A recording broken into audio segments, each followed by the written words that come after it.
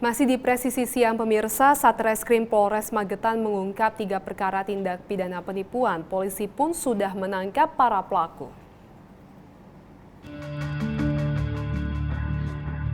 Dalam konferensi pers pengungkapan kasus tindak pidana penipuan, Kasatreskrim Polres Magetan AKP Rudi Hidayanto mengatakan pelaku berinisial A adalah mantan staf panitia pengawas pemilu kecamatan atau Panwascam Panekan Kabupaten Magetan. Pelaku memperdaya 4 orang.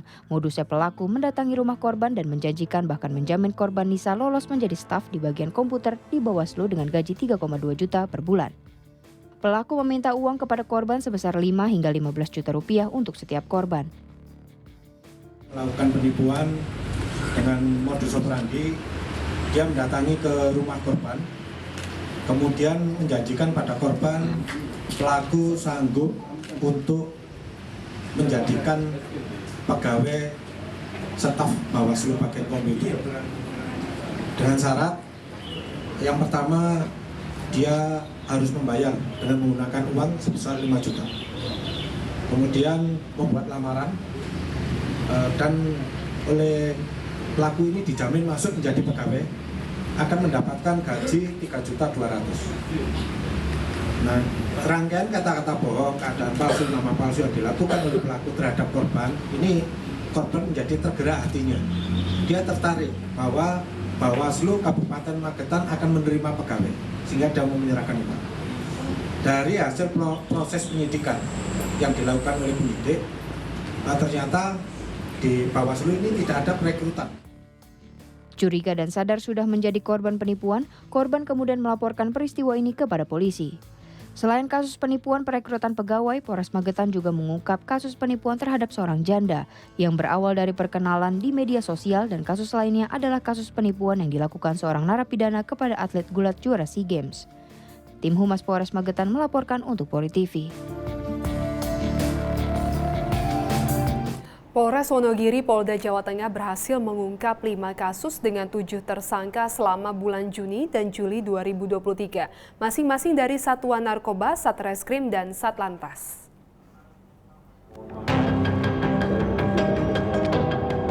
Kamis 27 Juli 2023, Kapolres Wonogiri AKBP Andi Muhammad Indra memimpin konferensi pers pengungkapan kasus selama bulan Juni dan Juli.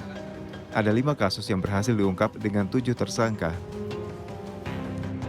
Sat Narkoba Polres Wonogiri berhasil mengungkap perkara narkoba di 3 TKP dengan jumlah tersangka 5 orang dan barang bukti 128 butir obat daftar G. Satreskrim Polres Wonogiri juga menangkap pelaku pencurian kotak amal. Sementara itu, Satlantas Polres Wonogiri juga berhasil mengungkap kejadian tabrak lari yang mengakibatkan korban meninggal dunia. Kita dari jajaran Polres Wonogiri sudah berhasil mengungkap beberapa kasus yang terjadi di wilayah hukum Polres Wonogiri.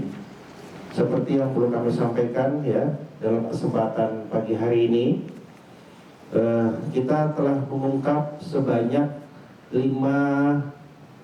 kasus perkara tindak pidana, di mana 7 tersangka, yaitu yang pertama, rekan-rekan sekalian, kasus tabrak lari dengan TKP di Gedung Gareng, Sendang, Wonogiri.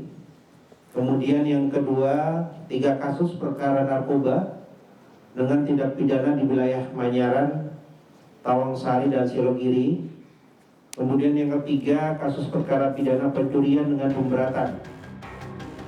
Secara umum, situasi Kamtipmas di Wonogiri relatif aman. Hal ini tidak lepas dari upaya preemptif dan preventif yang dilakukan Polres Wonogiri dalam rangka menciptakan situasi Kamtipmas yang kondusif. Tim Humas Polres Wonogiri, Polda Jawa Tengah melaporkan untuk Polri TV. Pimpinan Pondok Pesantren Al-Zaitun, Panji Gumilang, yang kemarin dipanggil Bareskrim Polri batal diperiksa karena sakit. Hal ini disampaikan pengacara Panji Gumilang, M. Ali Syaifuddin, yang menyampaikan surat keterangan sakit Panji Gumilang ke Bareskrim Polri.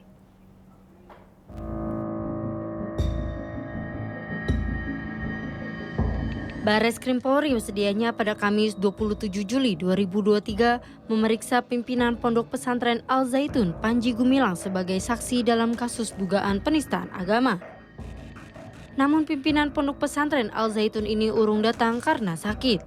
Informasi ini disampaikan oleh kuasa hukum Panji Gumilang, M. Ali Syaifuddin, yang memberikan surat keterangan sakit dari dokter ke Baris Krim Polri. Dengan kondisi banyak permasalahan, ya saudara kawan-kawan tahu sendiri lah ya seperti apa kondisi hari ini. Ya mudah-mudahan lah nanti kita hari Kamis tanggal 3 kita bisa bertemu kembali. Oh bukan, kami sampaikan kepada rekan-rekan semuanya. Ya hari ini beliau tidak hadir karena dalam penyembuhan, ya dalam penyembuhan. Artinya kita harus arahan dokter harus istirahat penuh. Ya tidak boleh diganggu. Ya sudah saya katakan seperti itu. Ya cukup. Tapi memang aktivitas Bang Cukup ya, cukup.